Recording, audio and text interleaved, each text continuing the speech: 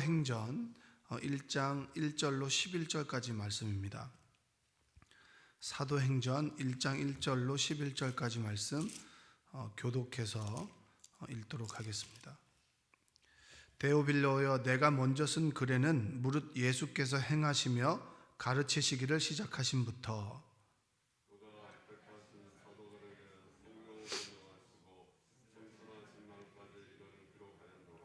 그가 고난받으신 후에 또한 그들에게 확실한 많은 증거로 친히 살아계심을 나타내사 40일 동안 그들에게 보이시며 하나님 나라의 일을 말씀하시니라.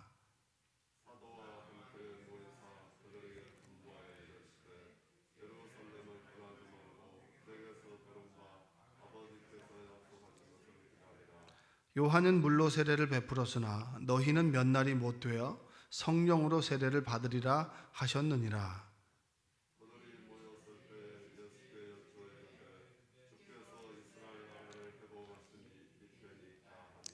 이르시되 때와 시기는 아버지께서 자기의 권한에 두셨으니 너희가 알 바 아니요.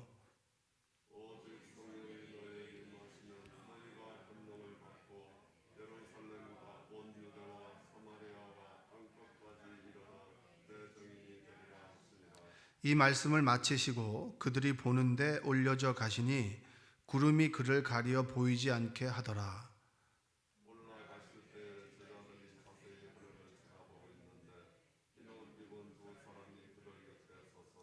이르되 갈릴리 사람들아, 어찌하여 서서 하늘을 쳐다보느냐? 너희 가운데서 하늘로 올려지신 이 예수는 하늘로 가심을 본 그대로 오시리라 하였느니라. 아멘. 오늘도 하나님의 은혜가 여러분의 삶 가운데 함께하기를 주님의 이름으로 축복합니다. 오늘 날씨가 굉장히 추워졌는데 감기 조심하시고요. 그리고 최근에 우리 성도님들과 대화하고 그리고 만나면서 느끼는 것은 요즘 같은 시기는 스스로 믿음을 잘 지켜야 되고 우리의 그 영적인 상태를 여러분 잘 스스로 좀 체크하셨으면 좋겠습니다. 그래서 되도록이면 여러분이 늘 하던 예배를 온전히 회복하는 그런 겨울이 됐으면 좋겠습니다. 자, 사도행전은 데오빌로에게 쓴 서신이라고 생각하시면 되는데, 누가는 그 누가복음을 쓴 다음에 그리고 사도행전의 두 편을 기록하게 된 것입니다. 그래서 여기 성경에 보면 1절에 보니까 데오빌로여, 내가 먼저 쓴 글에는 이렇게 나옵니다. 먼저 쓴 글은 바로 누가복음을 이야기하는 겁니다. 이 데오빌로라고 하는 사람은 이방인 중에서 개종한 그리스도인이라고 생각하면 되고, 뭐 데오빌로가 어떤 사람이냐, 뭐 무슨 직책이 뭐였냐, 뭐 이런 것은 사실은 중요하지 않습니다. 내용, 데오빌로에게 정말 무엇을 이야기하고 싶었는가, 그것이 정말 중요한 것이죠. 여기에서 보면 먼저 누가복음 누가에서 이런 얘기를 해요. 예수님의 태어나심부터 행하심, 가르침, 그리고 명령하시고 승천하시고 그리고 부활하셔서 40일 동안에 무슨 일을 하셨는지에 대한 기록들을 제 누가가 기록해 놨는데, 가장 먼저 이야기하고 있는 것이 뭐냐면 1절의 말씀을 한번 읽어볼까요? 1절 한번 읽어보겠습니다. 데오빌로여, 내가 먼저 쓴 글에는 무릇 예수께서 행하시며 가르치시기를 시작하심부터. 예수님께서 가르친 것이 아니에요. 하나님 나라 회개하십시오, 하나님 나라가 가까이 왔습니다를 먼저 설명해 주시지 않았습니다. 뭐 하셨나요? 예수님께서 먼저 행하셨어요. 이게 여러분 그냥 지나칠 수 있는 부분입니다.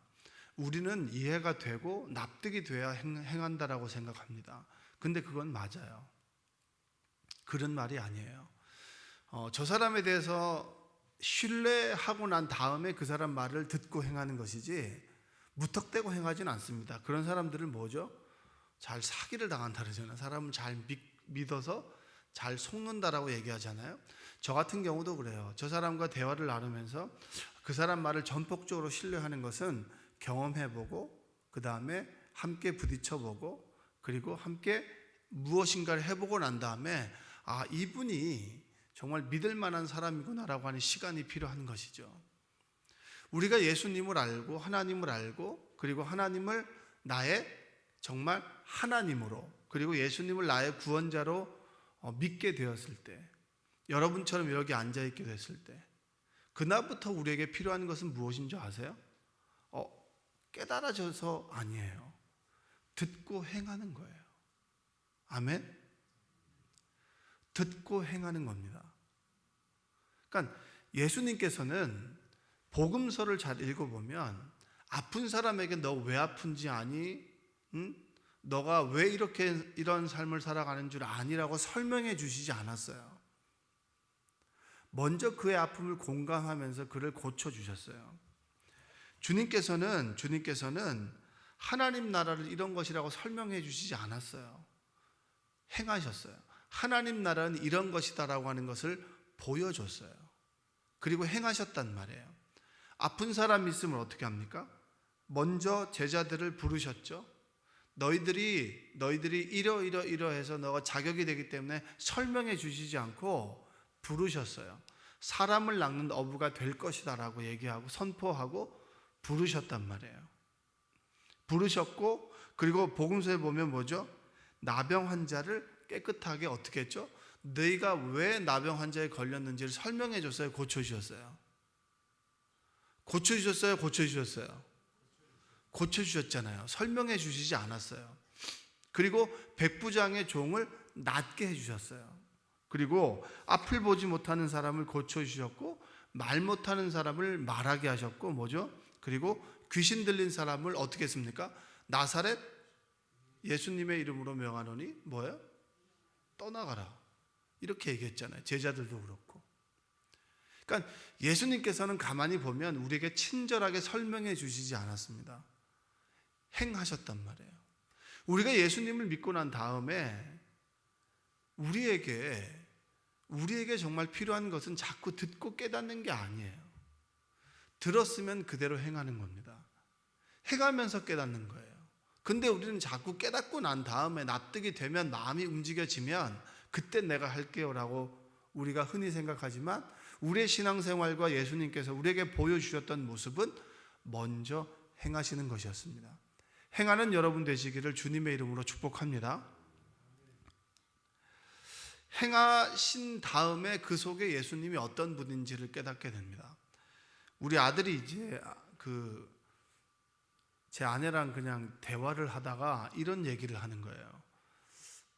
그 동생에게 영어 공부를 좀 많이 시켰으면 좋겠다는 거예요.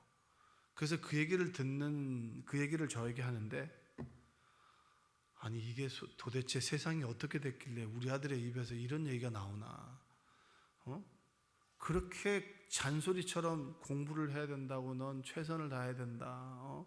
그래도 영어 수학 그래도 좀 해놔야 되지 않겠나라고 하는 것을 귀에 못이 박히도록 했을까요, 안 했을까요? 했죠. 근데 그 얘기를 하는 건 제가 공부를 하다 보니까 이제 영어를 열심히 해야겠다라고 하는 걸 안 거죠. 자기보다 공부를 잘하는 애들이 더 많다라고 하는 걸 확실히 안 거예요. 그 깨닫게 되니까 뭐 하는 거예요? 그러니까 동생에게 이야기를 하는 거죠. 근데 만약에 우리가 지혜로워서 듣고 바로 했다면, 물음을 묻지 않고 했다면, 저분이 내 어머니고 내 아버지의 어머니에 대한 신뢰가 있잖아, 그렇죠? 낳아주고 길러줬기 때문에. 그러면 그 말대로 했다면 얼마나 좋았을까요? 우리는 늘 지혜롭지 못합니다. 그 말을 듣고 행하면 되는데 행하지 않고 늘 생각하고 재보고 짧은 지식으로 재보죠. 여러분, 하나님이 살아계신가 살아계시지 않는가를 여러분 한번 고민해 본 적 있으시죠? 몇 억 년부터 살아계신 하나님, 1억 년 이상, 빅뱅 이론에 의하면 1억 5천 년 이상, 그 정도 전에 이 지구가 폭발하면서 이 지구가 형성됐다라고 하는 건데, 그러면 그 이전에, 폭발하기 이전에 작은 입자를 만드셨던 창조주 하나님이 계셨습니다. 그런데 우리는 길게 살아봐야 100년도 살지 못하는 인간이 그 하나님을 증명한다라고 하는 것이 옳은 것입니까? 그런 것입니까? 만약에 우리 100년도 살지 못하고 기껏해야 학교에서 배워본 기간이 10년, 많이 공부한 사람이 20년 공부한 사람이 그 안에 하나님의 존재를 증명할 수 있다라고 하면 그 하나님은 우리의 인식 안에 있는 하나님이기 때문에 그분은 하나님이 아니에요. 그런데 우리는 늘 증명해내려고 하고 알려고 하고 우리 손 안에 두려고 합니다. 주님은 그러지 않았어요. 주님은 깨닫고 이해하고 납득이 되어져서 비로소 움직인 것이 아니라 내 마음이 움직여질 때를 기다리고 그런 것이 아니라 먼저 행하셨습니다. 그게 하나님의 말씀이고 하나님의 선하신 뜻이기 때문에 하나님이 계시다 안 계시다라고 하는 문제는 증명에 대한 문제가 아니라 우리의 선택에 대한 문제고 신념에 대한 문제입니다. 근데 우리는 자꾸 그걸 증명하려고 해요. 여러분들도 마찬가지예요. 내가 이해가 되고 납득이 되면 행하겠다. 이게 하나님의 말씀이고 그분이 나의 구원자라고 하면 우리의 믿음은 듣고 행하는 거예요. 할렐루야. 여러분이 하나님 말씀을 듣고 행하는 여러분 되시기를 주님의 이름으로 축복합니다. 자, 4절에 보면 4절의 말씀 한번 볼까요? 한번 읽어보겠습니다. 자, 시작. 사도와 함께 모이사 그들에게 분부하여 이르시되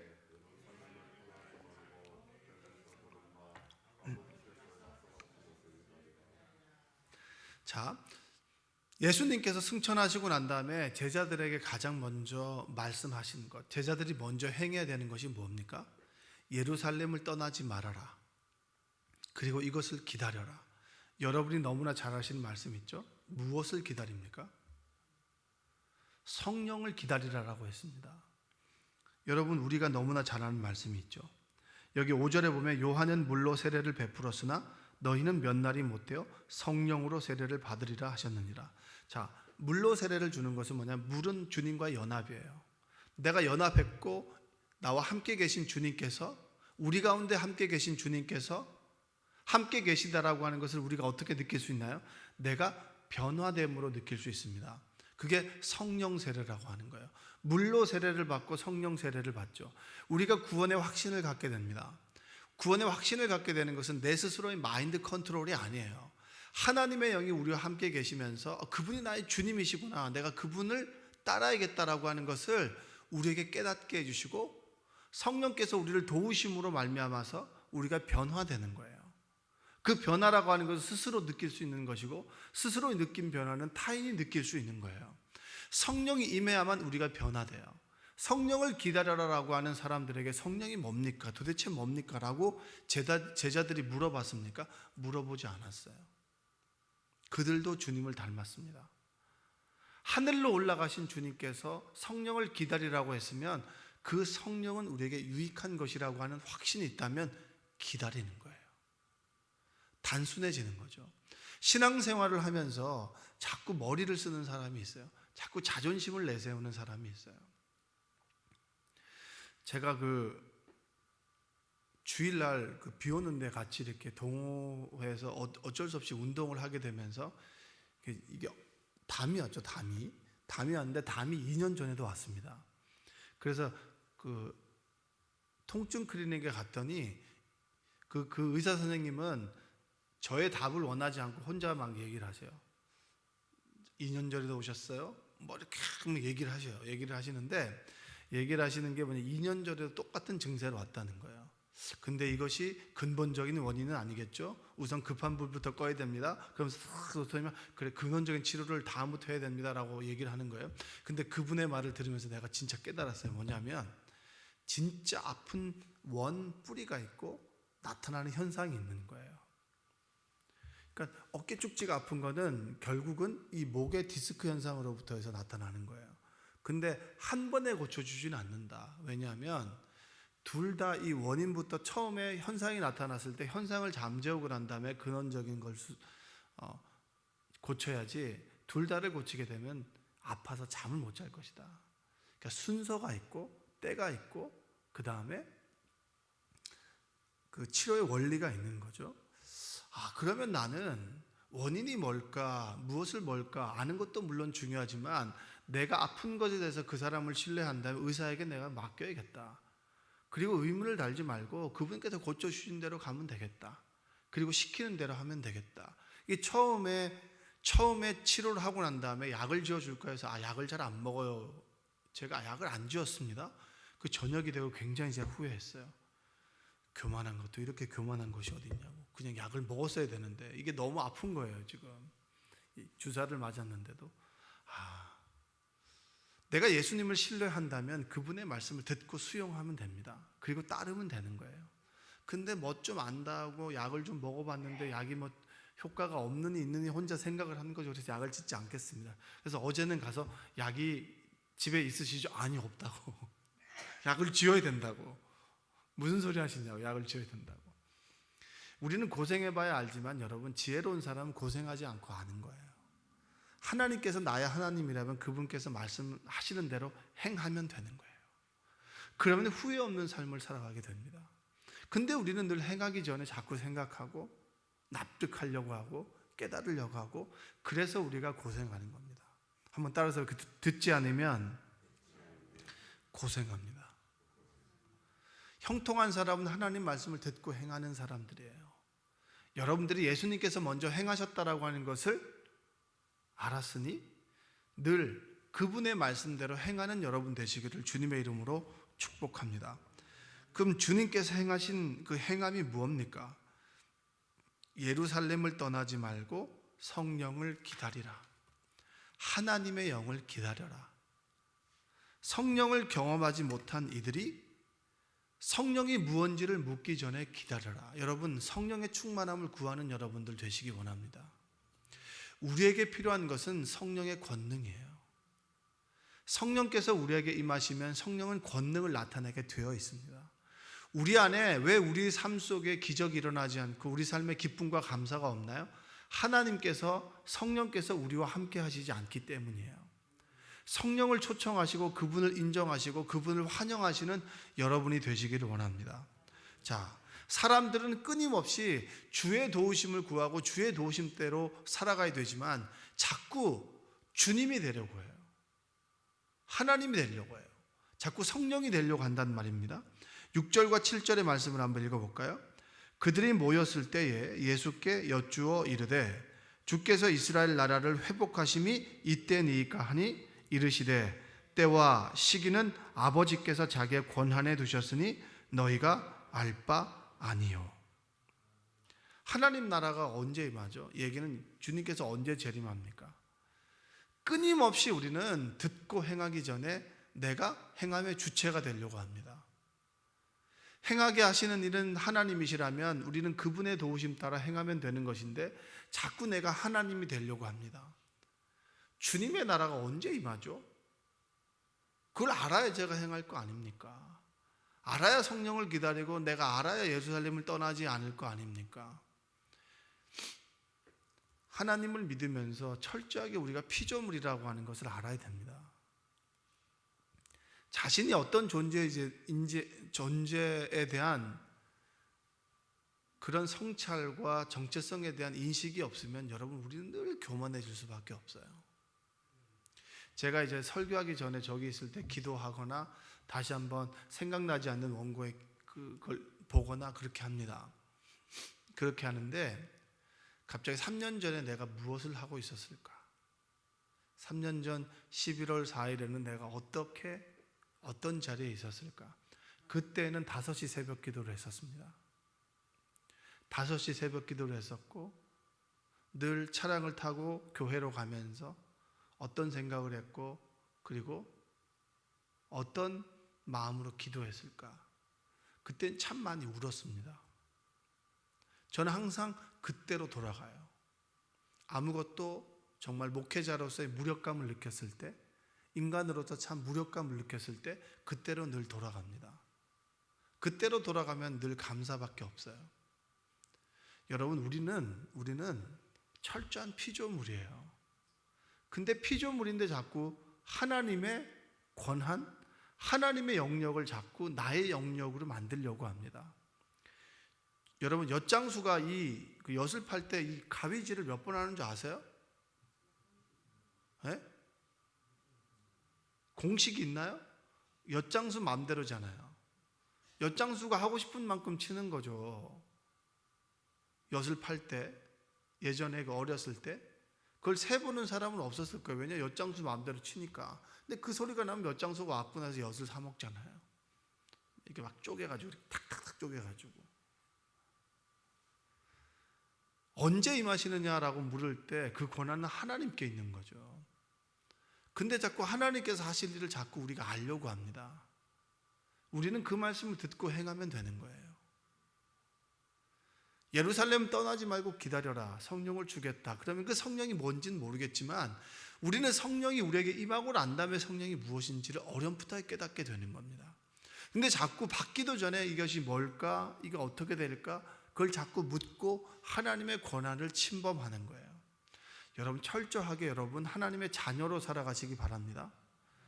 자녀로 하나님을 믿었는데 자꾸 아버지가 되려고 하지 마세요. 자녀로 살고 자녀로 끝까지 마지막에 서는 여러분들 되시기를 주님의 이름으로 축원드립니다. 언제까지입니까? 때와 시기는 너희가 알 바 아니다. 이 얘기는 뭐예요? 지금 이 순간에 그분께서 하시는 말씀에 충실하라. 지금 이 순간. 내일 모레가 아니라 지금 이 순간. 하나님께서 지금 이 순간 나에게 주신 사명, 나의 시간, 그리고 나의 정말 해야 될 일, 그것들에 충실하라. 다른 것들 신경 쓰지 말아라. 그것은 내가 할 부분이다. 여러분이 그랬으면 좋겠습니다. 그럼 우리 인생이 좀 단순해지지 않을까요? 저에게 미래에 대한 계획을 물어보는 사람이 있어요. 그럼 난 오늘 충실하고 싶다. 저는 늘 미래에 대한 계획을 세우고 그것을 향해서 달려갔습니다. 그 미래를 향해 달려가다 보면 오늘에 충실하기보다는 오늘을 좀 가볍게 여기는 경우들이 많았어요. 오늘에 충실하면 오늘의 삶의 충성과 오늘의 삶의 헌신과 믿음이 내일 나의 삶을 만들어 줄 거예요. 오늘 하루를 진실되게 살아가시고 오늘 하루 감사하시고 오늘 나에게 주시는 말씀에 여러분 충실하게 행하는 여러분 되시기를 주님의 이름으로 축복합니다. 11절 말씀을 읽어볼까요? 11절 이르되 갈릴리 사람들아 어찌하여 서서 하늘을 쳐다보느냐 너희 가운데서 하늘로 올려지신 이 예수는 하늘로 가심을 본 그대로 오시리라 하였느니라. 하늘만 쳐다보는 거죠. 하늘만 쳐다보고 주님께서 언제 오시나 바라보는 그 제자들에게 주의 천사가 너희들 왜 자꾸 하늘만 쳐다보느냐고. 이 하늘은 하나님을 얘기를 하는 거예요? 아니면 뜬구름 잡는 얘기를 하는 거예요? 뜬구름 잡는 하늘 쳐다보지 말고 이제는 하나님께서 가셨으면 너희들에게 다시 오시마 약속하셨던 이 땅 위에서 오늘 하루의 삶을 충실하게 살아가라. 전 여러분들이 오늘 하루를 귀하게 여기시는 여러분 되시기를 주님의 이름으로 축복합니다. 철저하게 기독교는 현재에 충실하라고 합니다. 미래를 얘기하지 않아요. 우리가 죽으면 가게 될 천국을 소망한다면 그 천국은 오늘 나에게 영향을 미치는 겁니다. 내가 죽어서 가는 천국이 있다면 그 하나님께서 오늘 나에게 영향을 미치고 오늘 이 땅 위에서 주님께서 다시 오시마 약속하신 이 재림의 때를 기다리는 우리의 오늘의 삶에서 하나님은 우리에게 영향을 미치는 겁니다. 그래서 오늘 내가 나에게 주신 말씀을 충실하고 그 말씀을 살아가는 우리가 죽어서 가는 천국의 삶을 맛볼 수 있는 거예요. 오늘 우리가 할 수 있는 최선의 행위가 뭡니까? 사랑하십시오. 가장 소중한 사람들을 사랑하십시오. 우리가 보면요, 가장 잘 싸우는 사람이 옆집 사람과 잘 싸웁니까? 같은 집을 살고 있는 가족과 많이 싸웁니까? 가족과 많이 싸우죠. 가족과 많이 싸우는 게 맞는 거예요. 여러분, 만약에 여러분들이 옆집 사는 사람과 매일매일 싸운다고 생각해 보세요. 여러분, 모든 사람이 가족과 싸우지 않고 옆집 사는 사람과 싸운다면 이 세상이 아수라장이 되지 않겠습니까? 감사한 거죠, 어떻게 보면. 그러나 가장 많이 싸워야 될 그 사람이 가장 사랑받아야 될 우리의 가족이라고 하는 거예요. 우리 집에도 보면 막 싸울 때가 있어요. 근데 가만히 보면은 이 여자들 둘이가 막 말다툼을 하다가 어느 순간에 엄청나게 친하게 이렇게 막 대화를 해요. 그럼 제가 좀 굉장히 이상한 거죠. 기본적으로 싸우면 좀 이렇게 등을 돌리고 있어야 되는데, 야, 그래서 가족인가 보다. 여러분, 교회도 똑같습니다. 교회도 한 가족이 됐어요. 가족이 됐는데 가족끼리 싸울 수 있습니까? 없습니까? 그럼 싸운다고 집 나가게 되면 어떤 가족이 온전할 수 있겠어요? 싸워도 그래도 가족이기 때문에 얼굴 부비며 사는 게 뭡니까? 가족 아니겠습니까? 지금 우리에게 행한 가장 중요한 것은 뭐냐면 사랑하며 사는 겁니다. 주님께서 나를 죽기까지 사랑하셨고 승천하시면서까지 우리에게 말씀하셨던 것처럼 그렇게 사랑하며 살아가는 거. 내가 왜 사랑해야 돼? 내가 저 사람을 왜 사랑해야 돼? 라고 묻지 마시고 사랑하세요. 그러면 주님의 사랑이 뭔지를 알게 돼요. 주님의 사랑을 알게 되면 더 사랑하게 되고요. 더 사랑하다 보면 하나님의 사랑을 크게 깨닫게 됩니다. 그러면 알아서 하는 것이 아니라 행하면서 배우는 것이 우리의 삶인 줄로 믿습니다. 여러분들이 오늘 하루 내가 너무나 교만했구나. 내가 자꾸 머리로 생각하는 그리스도인이었구나. 그래, 그렇게 살면 안 되겠다. 행해야겠다. 목사님하고 당구를 치다 보면 제가 이길 때가 더러 많습니다. 그러면 목사님이 이제 당구비를 지불할 때가 많아요. 그러면 제가 당구비를 지불할 때마다 내가 내야 되는데 생각만 해요. 제가 어젠 진짜 회개했어. 내가 이렇게 살면, 인생을 이렇게 살면 안 되겠다. 내가 이제 지갑을 열어야지. 내가 맨날 이게 지갑 열 때마다 이 목사님이 나한테 선배님이시고, 그리고 적기 때문에 내가 항상 내는 걸로 이제 그렇게 되면 살면 안 되겠다. 그래서 내가 지갑을 열어야겠다. 요셉이 곡간을 열었는데 지갑 연다고 뭐 얼마나 되겠냐. 여러분, 먼저 지갑도 여시고 마음도 여시고 여러분이 먼저 깨닫기 전에 행하는 그런 그리스도인 되시기를 주님의 이름으로 축복합니다. 그럼 여러분으로 인해서 세상이 아름다워질 것이고 세상이 사랑스러워질 것이고 여러분으로 인해서 많은 사람들이 변화될 거예요. 그런 하나님으로 인해서 오늘 하루 행복하고 사랑하며 사는 여러분 되시기를 주님의 이름으로 축원드립니다. 기도하겠습니다. 사랑과 은혜가 풍성하신 아버지 하나님 감사합니다. 주님께서 우리를 새벽의 전으로 불러주셨습니다. 하나님의 사랑과 은혜가 넘쳐나도록 우리를 인도하여 주시고 하나님의 은혜가 우리에게 충만하도록, 그리고 깨닫고 이해되고 납득되어서 행하는 것이 아니라 주님 말씀하시니 행합니다 라는 그런 단순한 그런 복된 믿음의 사람 되도록 주님 도와주시옵소서. 예수님의 이름으로 기도합니다. 아멘.